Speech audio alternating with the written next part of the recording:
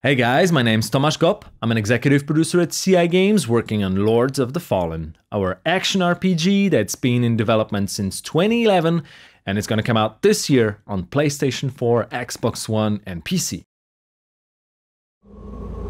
Let's roam a little bit around Old Monastery, and in the meantime I'll tell you about some crucial ideas that drive the development of our game.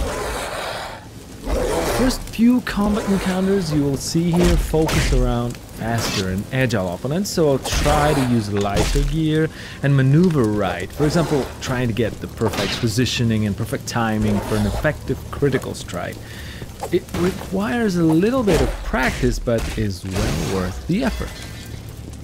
The world we set the game within is very old, and the legend has it that a couple thousand years ago, people have fought and successfully defeated their god together with his demonic army, and it's since then that they believe evil can be completely cast away from human nature.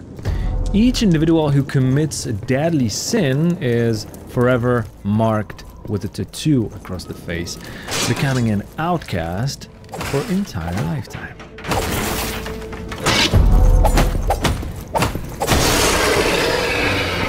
Anybody here? Harkin, our hero, has a very dark past behind him, and because of that, when the demons, or the Roger as we call them, started to reappear, he is assigned to face the threat. It's almost as if people believe that they can fight evil with evil. Oh, and by the way, it's worth mentioning that we really put a lot of work into highlighting the feeling of intense duel within each single one-on-one encounter that you will come across. Here, this next enemy normally would not be much of a hassle because he's mainly attacking from a distance, but surprise, surprise, there's a second one. So we gotten ourselves into more or less a 1 versus 2 situation. If I want to be extra efficient in situations like this, I always try to pull off a special dual-wielding combo with the daggers. It requires the timing, but the DPS is definitely worth the try. The game will also unlock new worlds for you to explore once you advance on the story path, but the ones you just left are not locked away from you. It's not only possible, but also very encouraged to re-explore the places you've already visited, and the new areas will open up, presenting you with new loot and new opponents.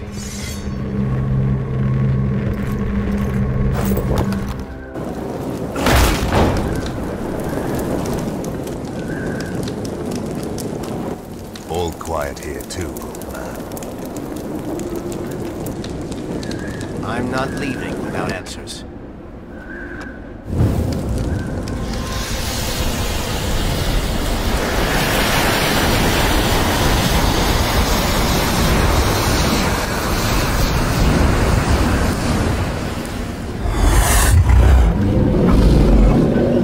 This one here is a different type of opponent. He's bigger, stronger, more aggressive, but also he's not defending himself, so we'll try a different type of timing with this guy, using a heavier gear. Since we're not a slasher, certain things will not work, like mashing the button, for example. Blocking, well, that probably won't get you far in the long run. So let's set the pace right here. I'll get in, wait for a time to deal slower and stronger strike, then get out, rinse and repeat. It's quite useful with heavy weapons like this hammer, and you can even charge the attacks. Another one bites the dust.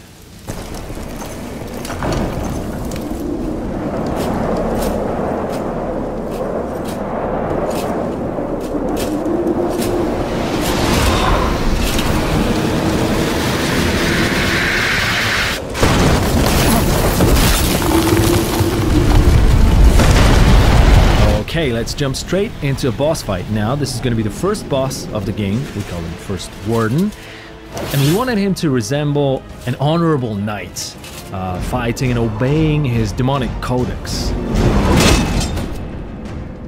Gameplay-wise, our goal was to mix action with RPG in a way where all elements, including story, world, and characters, revolve around the user experience. In our case, that means combat and character development.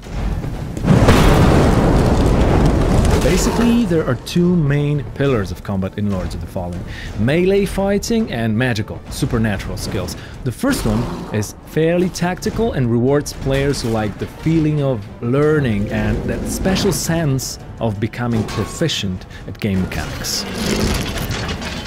The magical side of Lord's Combat, on the other hand, even though it's not covered in this video, is designed to feel very spectacular and powerful.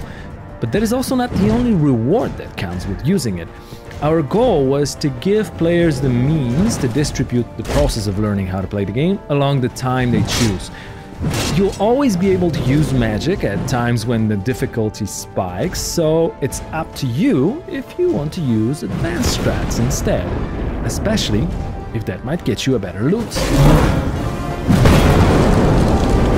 There are 3 character classes that you can choose from at the start of the game: Warrior, Cleric and Rogue, and they will determine the set of spells that manifest your playing style. Apart from that, the statistics of a character, the gear that you want to use, can be freely mixed regardless of its suggested class association. For example, if you're more into heavy weapons but still want to keep that light rogue armor, there's no reason not to try this combination out. Or defensive play with a shield or an offensive dual weapon approach, they both can be mastered and become lethal with enough skill and persistence.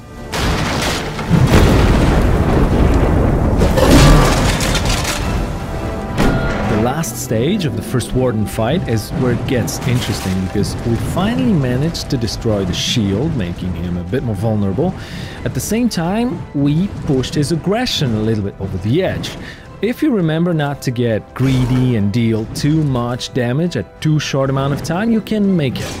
Just please try to avoid his special attack, as it can stun lock you, and of course, we wouldn't want that, would we?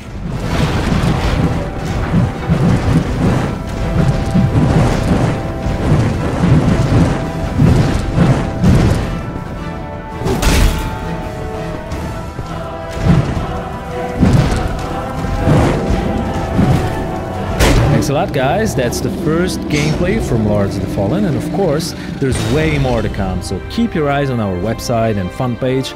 We want to make sure you know everything you wish about our game before it gets to your PlayStation 4, Xbox One, and PC.